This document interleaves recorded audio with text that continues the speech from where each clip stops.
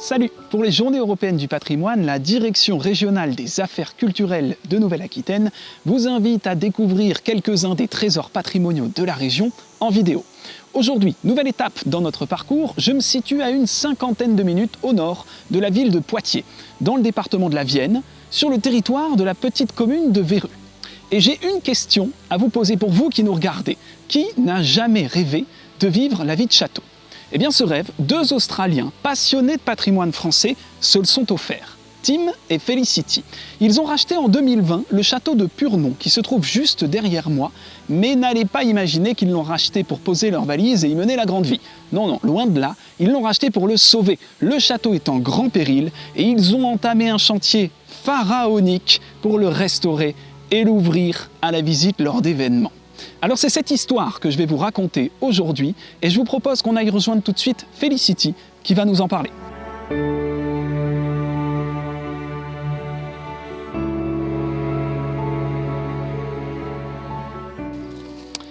Bonjour Felicity. Bonjour, bienvenue au château de Purnon. Merci beaucoup, merci de nous accueillir ici. Le site est fabuleux. Alors, je le disais dans mon introduction, votre mari et vous avez racheté le château, vous avez entamé un grand programme de restauration. Mais avant de nous en parler, est-ce que vous pouvez nous dire un mot sur l'histoire de ce château ? Parce que je crois reconnaître un style 18e siècle. Oui, bien sûr, on a un château du 18e siècle dans le style Louis XVI. Le château a été construit par le marquis Antoine-Charles Achard-de-Lay.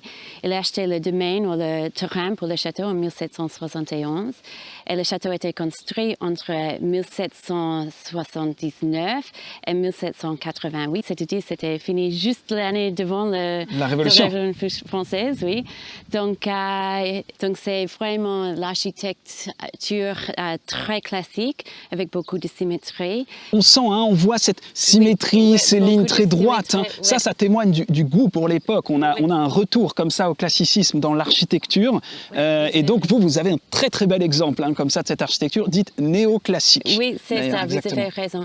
Et derrière le château, on a un parc dans le style anglais parce qu'à l'époque, c'est plutôt le goût d'avoir un jardin de la nature. Un peu plus romantique, la vision un peu plus romantique et moins ordonnée.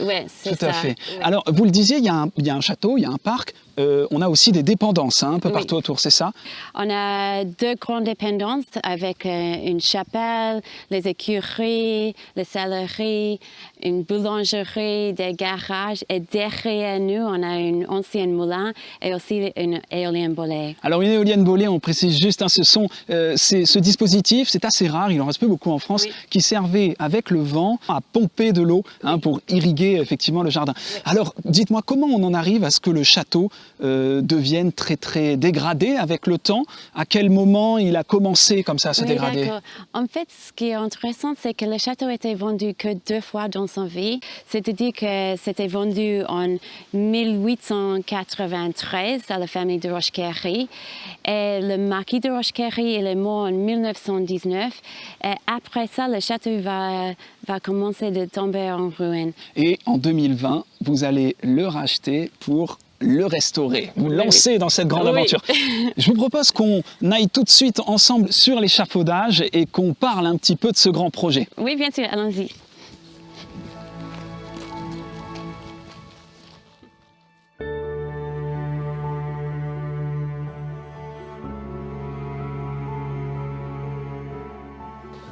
Bon, Felicity, on se retrouve ici. On est tout en haut de l'échafaudage. On voit que c'est vraiment un chantier autour de nous. Justement, en 2020, quand vous rachetez le château, dans quel état vous retrouvez le château ? En fait, on avait les fuites d'eau partout parce que la toiture du château était en très très mauvais état. Donc pendant l'hiver, on a les fuites partout à l'intérieur. Et ça, c'était terrible parce que le deuxième étage du château était déjà en très très mauvais état. Donc il faut faire le travail d'urgence pour protéger le château. Le château n'est pas hors d'eau, hein, comme on dit. Il prend l'eau, donc tout de suite, il va falloir travailler sur la toiture pour le rendre imperméable. On voit de la pierre autour de nous. C'est de la pierre de tuffeau, qui est une pierre très très friable. J'imagine aussi que les pierres étaient en mauvais état. Oui, les pierres partout étaient en mauvais état et en fait, ils ont mis une croix rouge pour les pierres qu'il faut remplacer. Et ils ont déjà refait beaucoup de travail sur les pierres. On a trouvé les pierres de bonne qualité et la même couleur dans une carrière près d'ici. Combien de temps de travaux encore avant que l'extérieur, en tout cas la toiture, soit terminée au moins? Je pense que ce sera, en total, un peu plus de 2 ans. Encore 2 ans. Oui, ouais. Donc il reste beaucoup de choses à faire.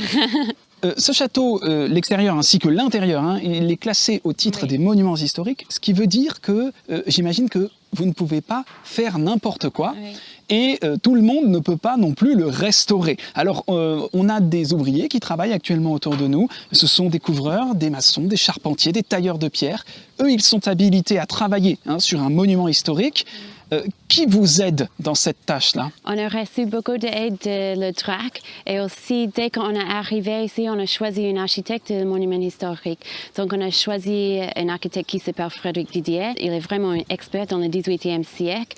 Donc, il a déjà fait des choses extraordinaires ici. Donc, il est toujours avec nous. Donc, l'architecte en chef des monuments historiques, associé à la conservation régionale des monuments historiques, des savoir-faire, des compétences qui vous épaulent quelque part et qui vous permettent de restaurer ce château dans les règles de l'art. Oui.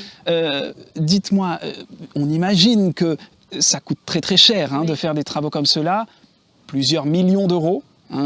Là aussi, vous recevez des aides de l'État? Oui, on a reçu les subventions pour le travail ici, mais aussi il faut être un peu créatif pour trouver des moyens de faire le travail comme ça. Donc, on fait des choses sur YouTube et sur les réseaux sociaux. Vous êtes très présent sur les réseaux sociaux et ça attire un petit peu le monde, la visibilité et puis les donations. Oui, c'est ça. Je me suis laissé dire qu'il y avait 105 pièces dans le château. Je vous propose qu'on redescende et qu'on rentre, qu'on parle un petit peu des intérieurs de ce château et des pièces. Oui, d'accord. Allez, on y va. On y va.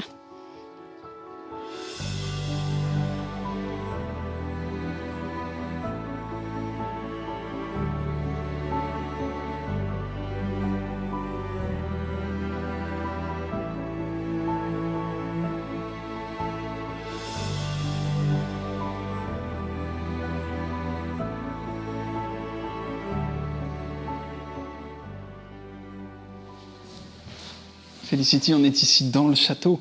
L'une des pièces d'ailleurs que vous avez assez peu touchée pour le moment, c'est une pièce qu'on appelle le Grand Salon, qui, à la différence des autres pièces du château, est une pièce qui est très marquée 19e siècle. On sent ici d'ailleurs le goût de l'époque pour un style qu'on appelle le style rocaille, avec des décors beaucoup plus chargés, et on voit aussi des décors peints au-dessus des portes. Est-ce qu'on trouve d'autres trésors de ce type-là dans le château ? Oui, en fait, ce qui est intéressant, c'est que le château reste vraiment dans son jus. Donc, sauf cette pièce ici, pas grand-chose a été changé. On a trouvé dans beaucoup de pièces le papier peint d'origine, donc le papier peint du XVIIIe siècle, qui était très rare. Je crois même que vous avez un des papiers peints, qui est un papier peint d'une célèbre manufacture parisienne, et qui daterait probablement de juste avant la Révolution. Oui, on a un papier peint bleu qui était fabriqué par le workshop Révillon à Paris, au Faubourg Saint-Antoine. Et c'était fait juste avant la Révolution. En fait, il y avait une grande manifestation là. C'était le début de la Révolution. Oui. Est-ce qu'on retrouve un autre élément notable dans le château, un dernier élément notable? On a la charpente extraordinaire ici. La charpente, oui. C'est la charpente dans le style de Philibert Delorme. Une charpente dite à la Philibert Delorme, c'est-à-dire c'était un architecte de la Renaissance qui a inventé ce style de charpente. une charpente en forme de coque de bateau, comme ça, inversée, sans montants horizontaux. Oui, c'est ça.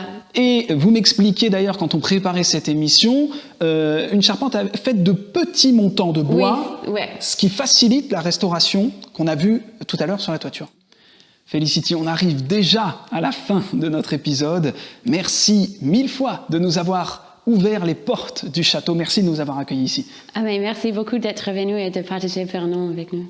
Alors justement, si vous aussi, vous avez envie de découvrir le château de Purnon, une occasion à ne pas manquer, les Journées européennes du patrimoine. Ça se passe les 17 et 18 septembre 2022. Et en plus du château, vous avez près de 3000 événements à découvrir du nord au sud de la région. Quant à nous, on se retrouvera très vite pour un prochain épisode. À bientôt, salut!